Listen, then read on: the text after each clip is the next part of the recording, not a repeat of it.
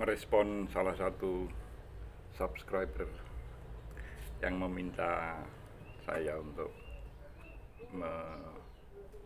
membahas, sebenarnya bukan membahas ya, artinya ya berbincang-bincang masalah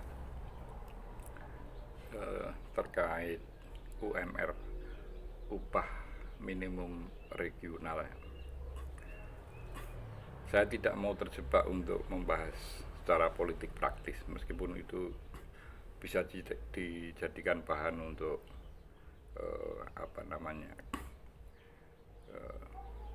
bahan kampanye yang sifatnya jangka pendek.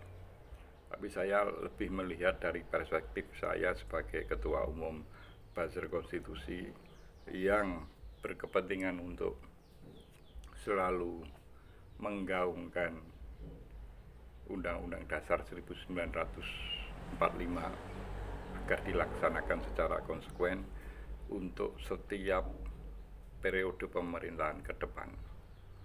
Ya tidak hanya 2024 tapi setelah 2024 periode sampai 100 tahun Indonesia merdeka. Jadi kalau kita lihat data memang UMR tertinggi itu adalah Karawang, kemudian Bekasi yang mencapai angka 5,1 juta sekian ya. Kemudian disusul DKI 4,9 juta. Kemudian tiga yang terendah itu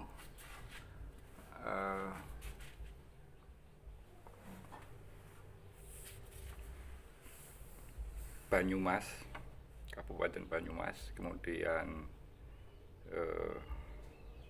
Wonogiri dan Sragen di Jawa Tengah. Nah ini ya salah satu saja potret ketimpangan antar daerah dari sisi pengupahan. Sebagai bentuk ketimpangan tidak hanya itu, banyak hal.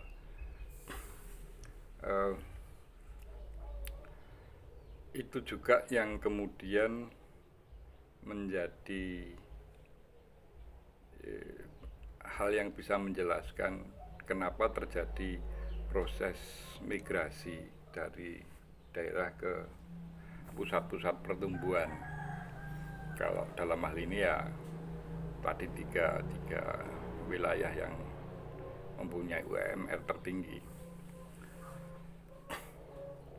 Nah kalau saya lebih menekankan pada pentingnya pelaksanaan konstitusi. Sebetulnya kalau pasal 27, pasal 33, pasal 34 itu sejak kita memiliki perencanaan yang baik itu dilakukan secara konsekuen, barangkali fenomena kesenjangan itu tidak selebar yang sekarang ya. Tapi ya sudah, itu masa lalu yang harus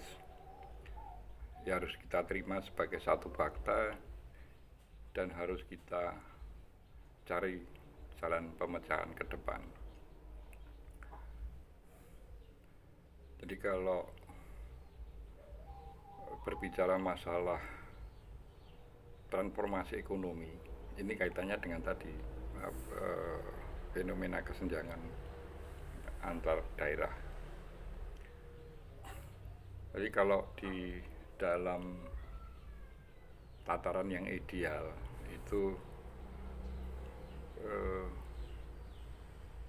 perubahan struktur ekonomi yang diawali dari dominannya sektor pertanian, kemudian sektor industri dan sektor jasa itu memang kalau direncanakan secara baik sebagaimana Jepang itu proses perjalanan itu menjadi mulus.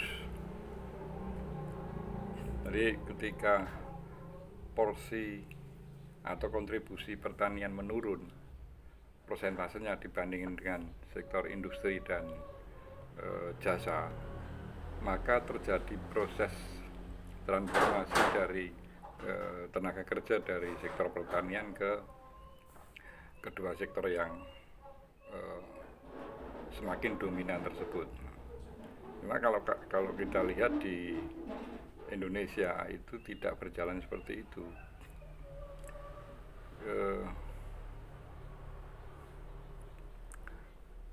Berbondong-bondongnya masyarakat dari sektor pertanian ke daerah-daerah industri itu tidak semuanya bisa ditampung. Mereka tidak bisa memasuki sektor industri karena beberapa hal. Salah satunya adalah tingkat pendidikan yang tidak memadai, di samping daya tampung sektor industri sendiri yang terbatas. Maka mereka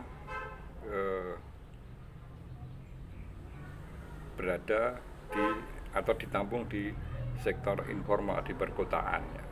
Jadi kalau kita lihat di kota-kota besar, kenapa sektor informal itu sedemikian, bahkan kadang-kadang merepotkan perencanaan perkotaan. Tapi ya itu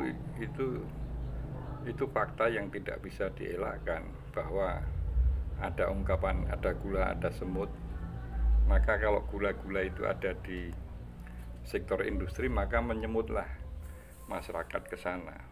Kalau tidak bisa ditampung, ya mereka mencari makan di seputar industri, baik menjajakan makanan, kemudian jasa yang sifatnya hidupnya tergantung pada industri,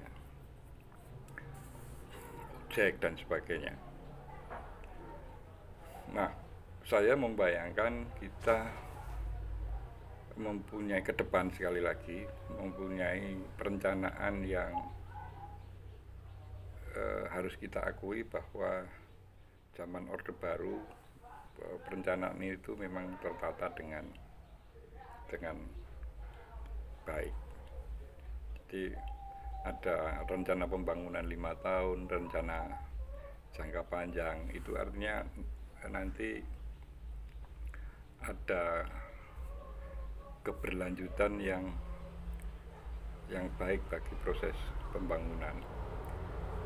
Nah, kendalanya kan periode jabatan politik itu hanya 5 tahun. Nah, bagaimana proses pembangunan berikutnya apabila pemerintahan berganti? Sebenarnya kalau proses perencanaan itu tidak